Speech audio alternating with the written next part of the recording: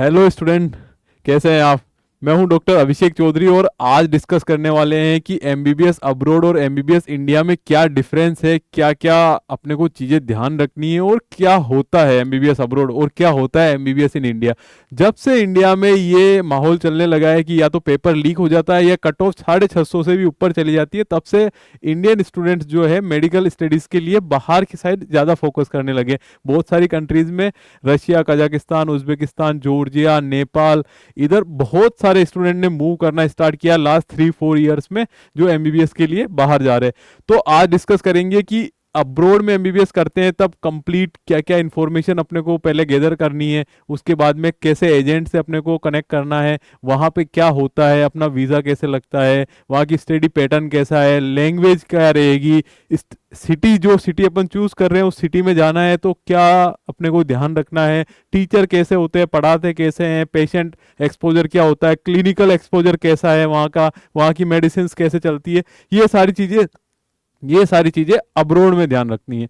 India में ध्यान रखनी है कि यहाँ पे गवर्नमेंट सीट मिलेगी या नहीं मिलेगी, प्राइवेट सीट मिलेगी तो कितने पैसों में मिलेगी, डीम्ड यूनिवर्सिटीज कितनी है, उसकी काउंसलिंग कैसे होती है, first round, second round, third round, mop up round, उनमें कितनी कितनी कट ऑफ जानी है, फिर कितना पेमेंट अपने को पे करना है, स्टेप्स क्या होते हैं, काउंसलिंग का फॉर्म कैसे फिल करना है, डॉक्यूमेंट्स क्या क्या रिक्वायर्ड है उस टाइम पे, ये सारी जो इन्फॉर्मेशन है वो इस वीडियो में मिलने वाली है आपको। और मेरा यूट्यूब चैनल जो है उसको सब्सक्राइब करो तो वहां पे आपको और भी वीडियोस मिल जाएगी जहां पे आपको कंप्लीट इन्फॉर्मेशन है। तो चलो स्टार्ट करते हैं। तो MBBS abroad versus MBBS India. तो एमबीबीएस अब्रोड और इंडिया में दोनों ही चीजों में ऐसा नहीं कहता हूं कि ये बेटर है या ये खराब है, दोनों ही चीजें अपनी जगह सही है। आपकी सिचुएशन कैसी है, मार्क्स कैसे है, रैंक क्या आ रही है और अब आप में कितनी हिम्मत है वापस तैयारी करने की, वापस एक ड्रॉप लेने की, उसके ऊपर डिपेंड करता है। और या फिर आपको नर्सिंग की साइड या बीबीएससी करनी है या बीएचएमएस, बीएएमएस, उनमें उनकी साइड जाना है, किधर की साइड जाना है, या ओनली ये है कि नहीं मेरे तो मार्क्स तो सर कम आ रहे हैं लेकिन करना मेरे को एमबीबीएस ही है कैसे भी। तो वो दोनों सिचुएशन के ऊपर डिपेंड करता है। उसमें ये है कि MBBS abroad is better if you didn't get A government seat in India. For sure ये तो है ही है, अगर गवर्नमेंट इंडिया में गवर्नमेंट सीट आपको मिल रही है तब तो अब्रोड चूज करने का कोई चांस ही नहीं है। लेकिन अगर गवर्नमेंट सीट नहीं मिल रही है, क्योंकि गवर्नमेंट सीट्स की सीटें लिमिटेड है, एग्जाम देने वाले 25 लैक्स के अराउंड है, और जब से ये पेपर लीक वाला आया है तब से जितने भी स्टूडेंट हैं उनका मोरल थोड़ा सा डाउन हो जाता है कि सर अब मैं क्या करूं, मैंने बहुत सारी तैयारी करी, सच में मेरे मार्क्स तो 650 के अराउंड आ रहे थे लेकिन अब तो वापस पेपर हो रहा है। बच्चों ने पढ़ना छोड़ दिया था, वापस एक वो जो रूटीन था इतने टाइम से एग्जाम देना है, उनको मॉक टेस्ट देना, ये देना वो देना, सारा सब कुछ छूट गया था। उसके बाद में अब वापस ये कह रहे हैं कि नहीं रीनीट भी हो सकता है। तो ये सारी सिचुएशंस है। अगर आपको गवर्नमेंट सीट नहीं मिलती है, private MBBS fees in India 70 से 1.20 करोड़ है, अनअफोर्डेबल है। अगर आपको लगता है कि नहीं मैं तो 1 करोड़ के अराउंड दे सकता हूं इंडिया में, तो आप इंडिया में एमबीबीएस करिए। अगर आपको लगता है कि नहीं हमारा बजट इतना नहीं है, हमें बाहर चले जाना चाहिए, तो बाहर आपका बजट रहेगा 25 to 30 लैक्स, कुछ यूनिवर्सिटीज में 30 to 40 लैक्स। तो आपका 25 to 40 लैक्स के अराउंड में यूनिवर्सिटी का क्या फीस है उसके ऊपर डिपेंड करता है। यूनिवर्सिटी की फीस के ऊपर डिपेंड है कि आपको क्या क्या यूनिवर्सिटी चूज करनी है, कौन सी यूनिवर्सिटी चूज करनी है। आजकल तो इंटरनेट का टाइम है, आप खुद से सर्च कर सकते हो या आप हमारे से कांटेक्ट करोगे तो हम आपको बेटर यूनिवर्सिटीज के बारे में बता देंगे कि ये यूनिवर्सिटीज बेटर है, उन उन यूनिवर्सिटीज को आप चूज कर सकते हो जो अफोर्डेबल भी होगी, जहाँ पे ऑलरेडी इंडियन स्टूडेंट भी पढ़ रहे होंगे, एनएमसी से अप्रूव्ड यूनिवर्सिटी हो, गवर्नमेंट यूनिवर्सिटी हो, हॉस्टल जो हो वो भी गवर्नमेंट हॉस्टल हो, अपनी मिनिमम बजट लगे, वहां पे खाना पीना है, क्योंकि 1-2 दिन तो रहना नहीं है या 1 महीना तो निकालना नहीं है, पूरे 6 साल का कोर्स होता है बाहर का।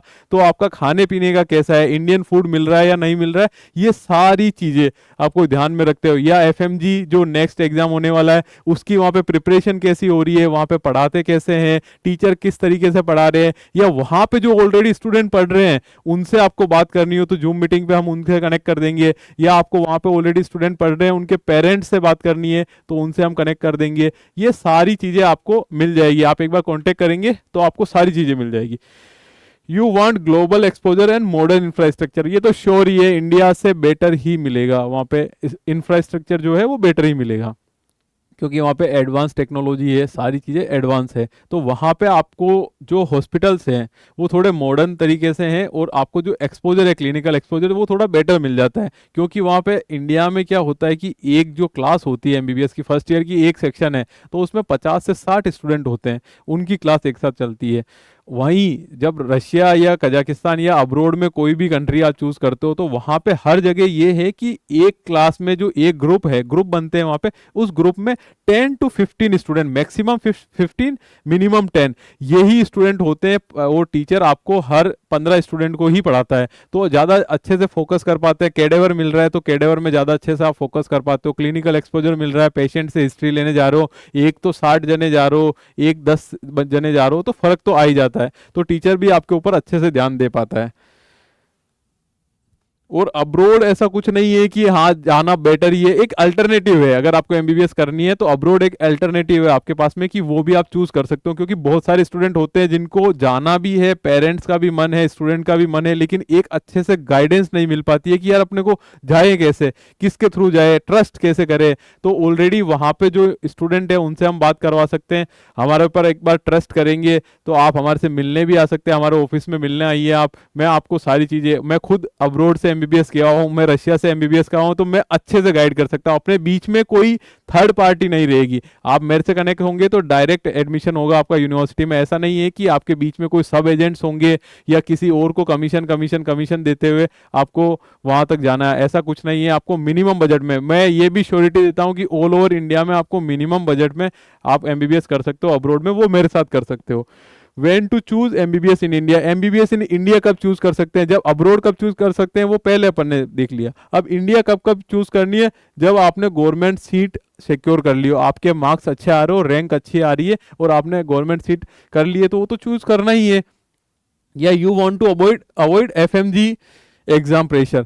एफएमजी का जो एग्जाम है वो अभी क्या होता है कि जो बाहर से एमबीबीएस करके आते हैं उन बच्चों को FMG, foreign medical graduate examination जो है वो देना होता है। उसके बाद में यहाँ पे 1 साल की इंटर्नशिप होती है और उसके बाद ही लाइसेंस मिलता है। तो अगर आपको अभी एफएमजी, लेकिन जब से नेक्स्ट एग्जाम आने वाला है, तो नेक्स्ट एग्जाम आप एग्जैक्ट तो कभी क्लियर किया नहीं है कि कौन से टाइम से स्टार्ट होने वाला है, लेकिन जब से नेक्स्ट एग्जाम आ जाएगा तब तो इंडिया की गवर्नमेंट, प्राइवेट या अब्रोड से कर रहे हो, सबको नेक्स्ट का एग्जाम देना है। उसके ऊपर भी एक वीडियो आएगी, आप इस चैनल को सब्सक्राइब करोगे तो उसमें नेक्स्ट 1 और नेक्स्ट 2 को अच्छे से एक्सप्लेन किया हुआ है। नेक्स्ट 1 एफएमजी को रिप्लेस कर रहा है, नेक्स्ट 2 नीट पीजी को रिप्लेस कर रहा है, कैसे रिप्लेस कर रहा है, क्या क्या होता है नेक्स्ट में, वो सारा आपको डिस्क्रिप्शन में मिलेगा लिंक भी, और साथ में आप चैनल पे जाएंगे तो वहां पे वीडियो भी मिल जाएगी आपको।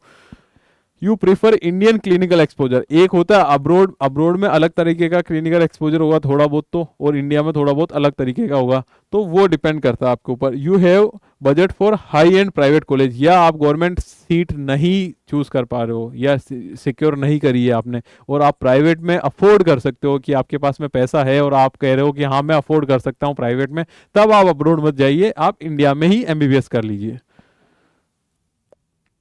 उसके साथ में है कि language of instruction, clear NMC की गाइडलाइंस आ रखी है, क्लियर गाइडलाइंस है कि आपको इंग्लिश मीडियम ही होनी चाहिए। यूनिवर्सिटी कोई भी चूज करो, कंप्लीट इंग्लिश मीडियम होना चाहिए। ऐसा नहीं है, बहुत सारी कंट्रीज में ये होता है बाईलिंगुअल यूनिवर्सिटीज है, फर्स्ट 3 इयर्स में वो इंग्लिश में पढ़ा देती है, नेक्स्ट जो 3 इयर्स होते हैं उनमें वो अपनी लोकल लैंग्वेज में पढ़ा देती है, तो वो डिग्री यहाँ पे वैलिड नहीं होगी एनएमसी में। इसलिए कंप्लीट इंग्लिश मीडियम यूनिवर्सिटी हो वो ही आपको चूज करनी है। उसके साथ में English is the teaching language in NMC approve, ये मैंने बता दिया है आपको। Local language is taught only for patient communication. अब कहते हैं कि नहीं सर वहां पे तो ना लोकल लैंग्वेज भी पढ़ाते हैं, जैसे रशिया के लिए सबसे ज्यादा होता है कि नहीं सर वहां पे तो रशियन लैंग्वेज सीखनी पड़ती है, वहां पे हम कैसे पढ़ेंगे। तो वहां पे क्या होता है कि 1 घंटे की क्लास होती है फर्स्ट ईयर से आपकी क्लास होती है, उसमें आपको सिखाना स्टार्ट करते हैं, हाई हेलो जो भी है स्टार्ट कर देते हैं। उसके बाद आपको 3rd ईयर से जो क्लिनिकल एक्सपोजर, जब आप पेशेंट से डायरेक्ट इंटरेक्ट करेंगे तो एटलीस्ट आपको इतनी लैंग्वेज तो आनी चाहिए कि आप पेशेंट से इंटरेक्ट कर पाओगे। ये ओनली अब्रोड के लिए ही नहीं है, ये इंडिया के लिए भी है। अगर आप तमिलनाडु में, कर्नाटका में या इधर की साइड साउथ में जाते हो तो वहाँ पे भी आपको तमिल सीखनी होगी, कन्नड़ सीखनी होगी या मलयालम लैंग्वेज सीखनी होगी, महाराष्ट्र में आपको मराठी लैंग्वेज सीखनी होगी, गुजरात में गुजराती लैंग्वेज, राजस्थान में राजस्थानी लैंग्वेज। तो ये लैंग्वेज तो आपको सीखनी पड़ेगी, लोकल लैंग्वेज तो, क्योंकि पेशेंट जो है 100% ये नहीं है कि वो पढ़ा लिखा होगा या वो इंग्लिश बोल लेगा या हिंदी बोल लेगा, उस वो तो अपनी लोकल लैंग्वेज ही बोलेगा। तो लोकल लैंग्वेज तो आपको सीखनी पड़ेगी, कहीं से भी एमबीबीएस करो आप। पॉपुलर इंग्लिश कम्युनिकेशन जहाँ पे एमबीबीएस हो रही है वो इंग्लिश मीडियम में हो रही है। तो रशिया में भी कुछ यूनिवर्सिटीज़ है, हम आपको पॉइंट आउट करके बता सकते हैं कि हाँ ये यूनिवर्सिटीज़ बाइलिंगुअल नहीं है, ये इंग्लिश मीडियम है, तो आप कांटेक्ट करेंगे। जॉर्जिया में इंग्लिश मीडियम मिल जाती है, कजाकिस्तान में इंग्लिश मीडियम मिल जाती है। रशिया में आपका बजट रहता है 25 से 30, जॉर्जिया में रहता है आपका 40 to 45, कजाकिस्तान में आपका रहता है 30 से 35 लाख का बजट है, ये लैक्स में है सारा बजट, ठीक है। और ये कंप्लीट यूनिवर्सिटी फी, हॉस्टल, आपका डॉक्यूमेंटेशन, जो हमारी कंसल्टेंसी फीस होती है वो, उसके साथ में फूड और फ्लाइट। फूड में आपके पास में दो ऑप्शन होते हैं, एक तो आप सेल्फ कुक कर सकते हैं, एक वहाँ पे रेस्टोरेंट चल रहे होते हैं या इंडियन जो कुक होते हैं वो बना रहे होते हैं, तो उसमें अलग अलग होता है, ठीक है। उसके साथ में आपको जो फ्लाइट टिकट होती है वो डिपेंड करती है आपके ऊपर, आपने कब फ्लाइट बुक करी है। तो ये एक मैंने बजट बता दिया है आपको। इसके साथ में बजट के ऊपर भी मैंने वीडियो बना रखी है, आप जाके देखेंगे तो मैंने स्पेसिफिक एक एक कंट्री के बजट के ऊपर वीडियो बना रखी है, वो वीडियो देख सकते हैं आप, उसमें आपको पता चल जाएगा। और आप डायरेक्ट कनेक्ट होंगे तो मैं एक एक यूनिवर्सिटी का जो फीस स्ट्रक्चर है, कितनी फीस है उसकी, ओरिजिनल यूनिवर्सिटी में ही पे करनी है आपको फीस, किसी के भी थ्रू जाए आप अब्रोड में, आपको यूनिवर्सिटी के अकाउंट में ही फी पे करनी है, यूनिवर्सिटी में ही हॉस्टल की फीस पे करनी है, और आपको जो पेमेंट करना वही करना है। यहाँ पे ओनली कंसल्टेंसी पे करिए, उसके बाद में जो पेमेंट होता है वो वहाँ जाने के बाद में, पहुँचने के बाद में करिए, ताकि आपके साथ कोई फ्रॉड नहीं हो। और पेमेंट जो भी करो हमेशा वहाँ की लोकल करेंसी में करो, कहीं पे भी डॉलर में पेमेंट मत करो, क्योंकि डॉलर में कभी भी यूनिवर्सिटी पेमेंट एक्सेप्ट नहीं करती है, वो एजेंट लोग ही लेते हैं। आपको हमेशा करना, जैसे रशिया में हो तो रूबल में करोगे, आप कजाकिस्तान में हो तो टेंगे में करोगे, तो ऐसे आपको प्रॉपर वहीं की करेंसी में ही पेमेंट करना है हमेशा। Jobs in India after MBBS abroad, ये सबसे ज्यादा बड़ा क्वेश्चन है, सारे पेरेंट्स का क्वेश्चन है कि सर अब्रोड से एमबीबीएस किया हुआ है वो इंडिया में आके वैलिड भी होगा क्या, यहाँ पे आके एग्जाम कैसे देगा। बहुत सारे पेरेंट्स ऐसे भी मिले कि सर वो बाहर से एमबीबीएस करके आया तो यहाँ तो केवल प्राइवेट हॉस्पिटल में ही काम कर सकता, गवर्नमेंट हॉस्पिटल में काम नहीं कर सकता। तो ऐसा कुछ नहीं है, 100% वैलिड है। और 100% वैलिड के साथ में आपको क्या करना है कि अब्रोड से एमबीबीएस कंप्लीट करनी है, सेम यूनिवर्सिटी से एमबीबीएस होनी चाहिए, first year to 6th year same university से आपका इंटर्नशिप भी रहना चाहिए, जो फाइनल 6th ईयर में होता है, 5 साल की एमबीबीएस प्लस 1 साल की इंटर्नशिप होगी, 54 मंथ्स प्लस 1 ईयर, ठीक है। ये आपकी सेम यूनिवर्सिटी से होनी चाहिए। रिटर्न टू इंडिया, आपको एफएमजी का एग्जाम अगर आपने क्लियर कर लिया, उसके बाद में आपको एक अलॉट होगी सीट, जैसे अभी नीट की काउंसलिंग होती है उसके बाद में आपको यूनिवर्सिटी या कॉलेज अलॉट होती है, वैसे ही आपको एफएमजी एग्जाम जैसे ही क्लियर करते हो उसके बाद में आपको वापस अलॉट होती है एक एक medical college, government medical colleges allot होती है जो भी आपके एरिया में होगी, वो वहाँ पे आपको 1 साल की इंटर्नशिप करनी होगी। फिर आपको जो एनएमसी है, नेशनल मेडिकल काउंसिल, वहाँ जाके रजिस्टर करवाना होता है, लाइसेंस नंबर मिलता है, उसके बाद में आप एमओ का एग्जाम दीजिए, गवर्नमेंट एग्जाम दीजिए, आप प्राइवेट हॉस्पिटल में, क्लिनिक में कहीं पे भी प्रैक्टिस कीजिए, या पीजी, नीट पीजी के लिए तैयारी करिए, वो exact same IMG is equal to FMG हो जाएगा जैसे ही आपने एफएमजी का एग्जाम क्लियर किया है, ठीक है।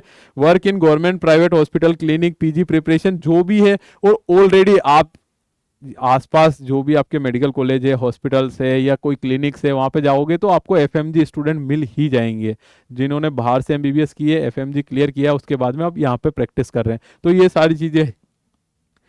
इसके बाद में इज नीट कंपलसरी, बहुत सारे स्टूडेंट का ये रहता है सर मेरा नीट तो क्वालिफाई नहीं हुआ लेकिन मेरे को बाहर भेज दीजिए एक बार, या कोई सर एजेंट कह रहा है मेरे को कि बाहर मैं बिना नीट के ही भेज दूंगा। नीट, बिना नीट के आप बाहर चले जाओगे, एमबीबीएस की पढ़ाई भी स्टार्ट हो जाएगी, first year, second year, third year, fourth year, fifth year, sixth year भी हो जाएगा, डिग्री भी मिल जाएगी, सब कुछ हो जाएगा। एजेंट ने अपने पैसे ले लिए, उसको फिर आपसे कोई मतलब नहीं है। उसके बाद जैसे ही आप इंडिया में आओगे आपकी डिग्री वैलिड नहीं है, क्योंकि एनएमसी जो है वहाँ पे आपको रजिस्ट्रेशन करवाना होता है। रजिस्ट्रेशन जब करवाओगे तो आपको नीट का स्कोर कार्ड, जब आप गए थे उस टाइम का जो नीट का स्कोर कार्ड है वो अपलोड करना है। अगर नीट में आप क्वालिफाई नहीं है तो वो फॉर्म जो है वो रिजेक्ट हो जाएगा। अगर फॉर्म ही रिजेक्ट हो गया तो आप एफएमजी का एग्जाम नहीं दे सकते। तो no NEET is equal to no NMC registration, no NEET is equal to can not clear FMG, exam दे ही नहीं सकते, क्लियर छोड़ो। उसके बाद में no NEET is equal to no doctor licence, जब एफएमजी एग्जाम ही नहीं दे सकते तो इंडिया का लाइसेंस मिलना पॉसिबल ही नहीं है। तो विदाउट नीट डिग्री वैलिड नहीं है। तो नीट के बिना नहीं जाना है, मतलब नहीं जाना है। नीट क्लियर करिए, नीट क्वालिफाई करिए, उसके बाद में जाइए। नीट क्वालिफिकेशन के लिए ज़्यादा मार्क्स नहीं चाहिए, अराउंड 150 के अराउंड मार्क्स होते हैं। नीट का स्कोर कार्ड होता है, उसमें हर बार लिखा होता है कि कौन सी कैटेगरी के लिए क्या मार्क्स है। तो आपको बाहर कोई नहीं पूछता नीट के मार्क्स, लेकिन इंडिया में जब आओगे वापस, तब आपको नीट के जो सर्टिफिकेट है वो दिखाना ही पड़ेगा। उसके बाद में why is MBBS abroad affordable, बाहर क्यों अफोर्डेबल है? बाहर इसलिए अफोर्डेबल है क्योंकि एक तो आपको गवर्नमेंट यूनिवर्सिटीज़ मिलती है वहाँ की, प्राइवेट यूनिवर्सिटीज़ नहीं मिलती है। पॉपुलेशन ऑलरेडी कम है, गवर्नमेंट यूनिवर्सिटीज़ में उन्होंने सीटें भी बढ़ा रखी है और इंटरनेशनल स्टूडेंट्स के लिए भी सीटें बढ़ा रखी है। तो education is treated as public service.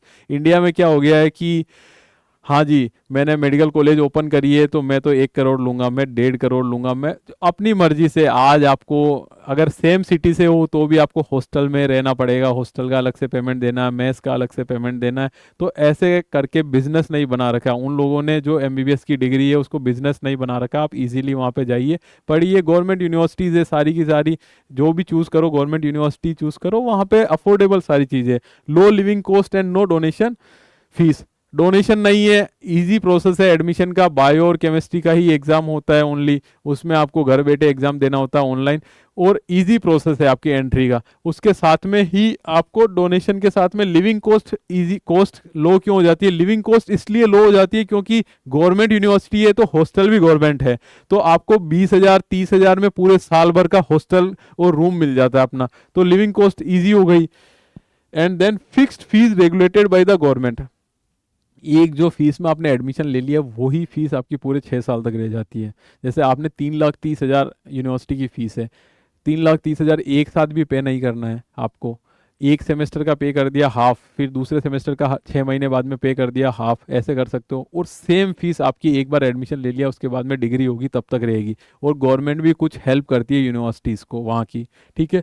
Lower infrastructure staff cost, वहाँ के स्टाफ की कॉस्ट, गवर्नमेंट यूनिवर्सिटी है तो स्टाफ की कॉस्ट तो लो होनी है क्योंकि गवर्नमेंट दे रही है उनको फीस। उसके बाद में फाइनल ट्रूथ, कोई शुगर कोटिंग नहीं है। फाइनल ट्रूथ, जो सच्चाई है वो ही आपके सामने लेके आऊंगा मैं। ऐसा नहीं है कि आपको झूठ बोलूंगा, कोई भी चीज में झूठ नहीं है। आप मेरे से बात करेंगे और भी क्वेश्चन हो आपके मन में कि सर ये क्वेश्चन तो आपने वीडियो में नहीं बताया था लेकिन हमारे मन में तो ये क्वेश्चन भी है, या पापा को ये डाउट है, या मम्मी को ये डाउट है, मेरे से बात करवाइए, डायरेक्ट कॉन्टेक्ट करिए मेरे से। और उसके बाद में आपको मिल जाएगा नीचे जो कमेंट सेक्शन है वहाँ पे मेरा कॉन्टैक्ट नंबर भी मिल जाएगा, गूगल फॉर्म भी मिल जाएगा। गूगल फॉर्म को फिल करिए, हमारी टीम आपसे कॉन्टेक्ट करेगी या मैं ही आपको कॉल करके आपसे बात कर लूंगा। MBBS abroad is valid and legal 100%। मैंने आपको बताया एफएमजी एग्जाम क्लियर करो, वैलिड है इंडिया में। अगर नीट नहीं क्वालिफाई करके बाहर जा रहे हो तो वैलिड नहीं है, ठीक है। Required discipline and rigorous FMG preparation, ये तो है ही है। अगर आप वहां जा भी रहे हो, पूरे 6 साल अपने दे रहे हो और फिर आपने वहां पे पढ़ाई करना छोड़ दी, वहाँ पे कुछ और ही काम कर रहे हो, आप पढ़ाई बिल्कुल छोड़ दिए, आके आपका एफएमजी कभी निकलेगा नहीं। 6 साल खराब हुए वो हुए, उसके साथ में 30-40 लाख रुपए जो खराब हुए वो अलग हो गए, एंड आपकी लाइफ भी बर्बाद। क्यों, क्या करना है फिर? अगर एफएमजी क्लियर नहीं हो रहा है तो आप क्या वर्क करोगे साथ में? तो ये क्लियर माथे में होना चाहिए कि मैं वहाँ पे जाने के बाद में एफएमजी भी क्लियर कर लूँगा, ढंग से पढ़ाई भी करूँगा, और मेरे को प्रिपरेशन करनी है तो फर्स्ट ईयर से ही मैं प्रिपरेशन करूँगा। हम लोग उसमें आपको नोट्स प्रोवाइड करवाते हैं और कुछ हेल्प जो हमारे से हो सकती है प्रॉपर हम हेल्प भी करते हैं। उसके साथ में affordable compare to Indian private, ये आपको बता ही दिया है। Safe if you choose the right country और यूनिवर्सिटी, आपको एनएमसी की गाइडलाइंस देखनी है, उसके साथ में कंट्री कैसी है, वहाँ पे ऑलरेडी इंडियन स्टूडेंट गए हुए हैं, उनसे बात करिए कि यार सेफ्टी कैसी है, वहाँ का हॉस्टल कैसा है, वहाँ का सिटी का माहौल कैसा है, इंडियंस को लेके वो लोगों की थिंकिंग क्या है, वहाँ के लोकल्स की, ये सारी चीज़ें। या आप गूगल पे या यूट्यूब पे तो आजकल सर्च कर सकते हो, जिस भी कंट्री या यूनिवर्सिटी में जा रहे हो उस यूनिवर्सिटी के बारे में सर्च करो, वहाँ पे मिल जाएगा। जैसे किर्गिस्तान है, वहाँ पे कभी ना कभी लड़ाई होती रहती है, लोकल लोग बच्चों को मार भी देते हैं, तो ऐसी कंट्री चूज मत करो। जहाँ जिस कंट्री या सिटी में कभी प्रॉब्लम नहीं हो रखी वो सिटी चूज करो, वो कंट्री चूज करो। उसके बाद में wrong guidance ruins career, right guidance build doctor for sure. ये तो है ही है क्लियर। ठीक है, तो थैंक यू, आज के लिए इतना ही था। उसके बाद में जो नेक्स्ट वीडियोस आ रही है, नेक्स्ट के ऊपर आ रही है, उसके बाद में कट ऑफ कितनी कितनी जा रही है इस बार 2026 में, या रीनीट हो रहा नहीं हो रहा है, ये सारी चीज़ों की जो अपडेट है वो आपको अपडेट मिलती रहेगी। चैनल को सब्सक्राइब करके रखिए, और गूगल फॉर्म फिल करो तो मैं आपसे कनेक्ट हो जाऊंगा, या डायरेक्ट मेरे को कॉल करो तो मैं आपको कनेक्ट हो जाऊंगा। जो हमारे नंबर दे रखे हैं वही नंबर है। ठीक है, थैंक यू।